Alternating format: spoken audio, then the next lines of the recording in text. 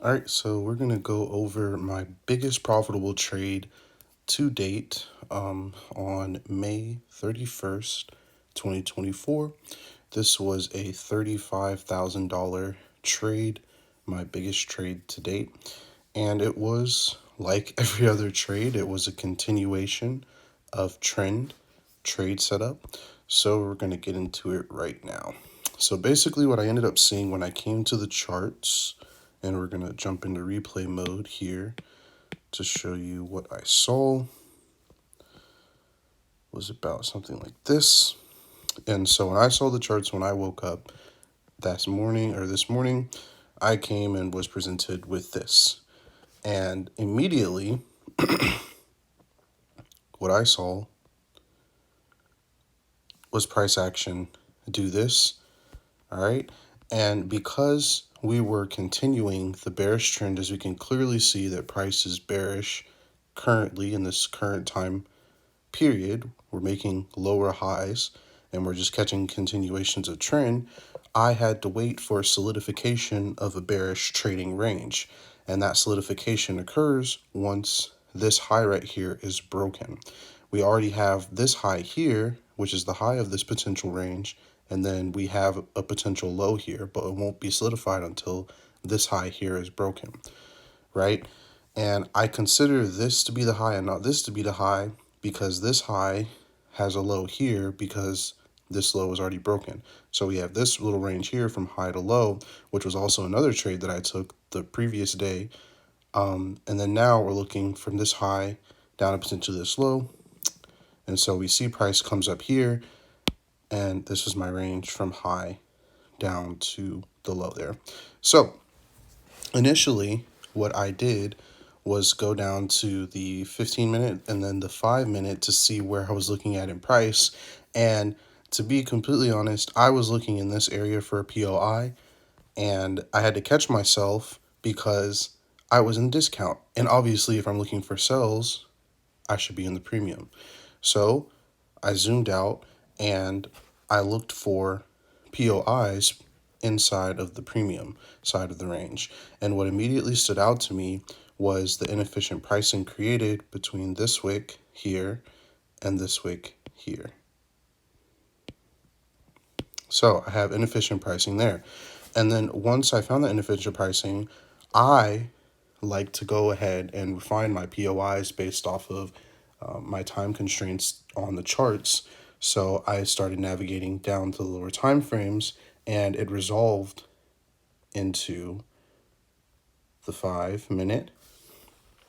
And immediately what I saw was nothing was inside of this green box here. But what you need to notice is on the 1-hour time frame, just because I have the wick to wick marked up, the end of the inefficiency is actually all the way up until the end of the wick here, this wick here. So I also have the opportunity, or had the opportunity, to look inside of here, which is exactly what I did when I was doing my analysis.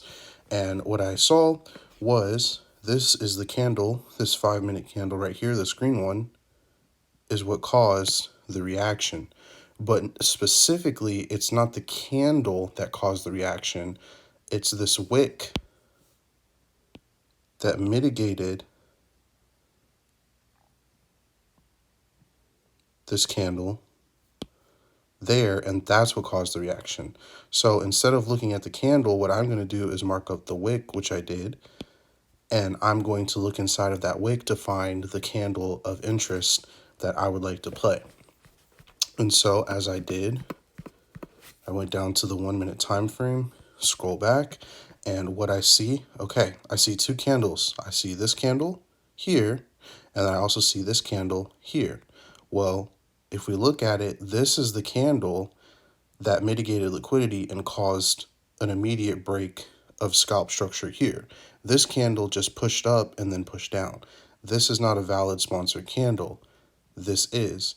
And notice that this candle mitigated the open, but remember, based on how we learn things, 50% of a candle is always valid. So I did make the mistake of playing this candle initially, and I lost a little money on that.